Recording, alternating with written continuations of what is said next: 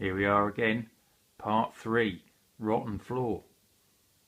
So we'll have a look at that fail sheet, and one of the major defects, floor excessively deteriorated near side by the seat mounting. So I'll have a look underneath the car just to see what that looks like. So we can see there is that rot in the floor. So it's quite extensive, and we're going to need to cut that out and weld in a new plate. But it's not very nice doing that upside down, so I think I'm going to attack it from the inside. So here we are above, looking inside the car now, and there's the seat, and that rot looks like it's going to be just behind that passenger seat. So the first thing to do is to get that seat out. So I've now just got this last bolt to undo on the seat, and then once that's undone, you can then move the seat out of the way.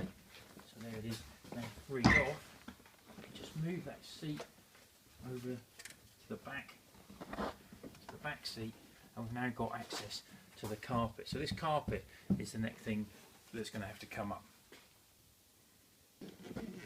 So I've now got most of the trim out. Here's the last piece of trim, and I should now be able to get this carpet up.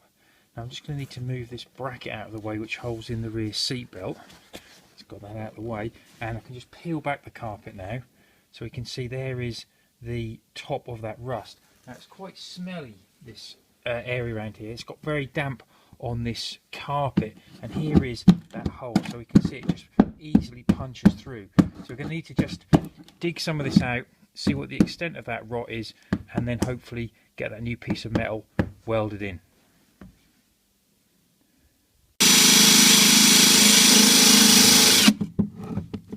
So I've now cleaned up where the rust was. It's revealed a circular hole, which I think was probably a bung. You can buy these, but I'm just going to weld in a plate of metal. New floors that you buy now anyway don't have that bung in them. So it's nice and clean now. We've cleaned up all of this filler or sealant around here, got rid of that as well. So it should be ready to weld now. Underneath, it's also nice and clean, and we can now cut a template out, see if it fits, and then make some metal up. To make the template, I've got a piece of cardboard. I'm going to put that underneath and just sketch around the outside.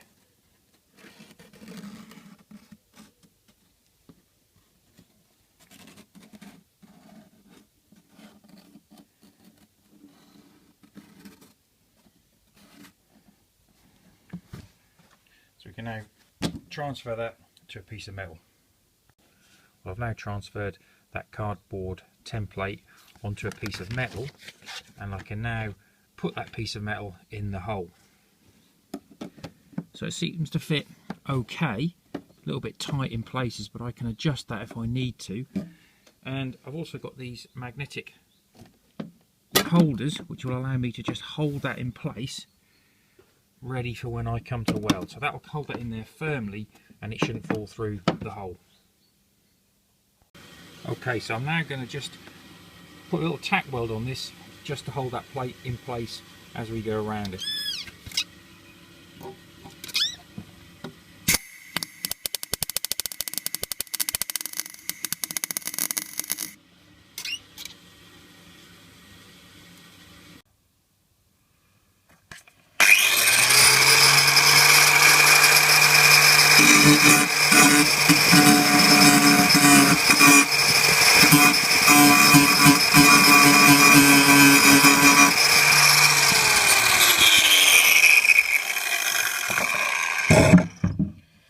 So I've now got the metal ground down, and we can finish it off now with some paint.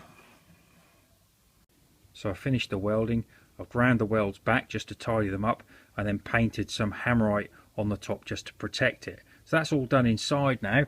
Underneath, what I've been doing is to spray some stone chip onto that plate underneath. So if we have a look at that, you can see that it's now tidied that right up. I need another coat on there, so let's just put another coat on that. Probably put another coat on top of that as well. So that's the plate done. That rotten floor has now been sorted out, and if we have a look at the whiteboard, I've crossed that job out now as one that's been done.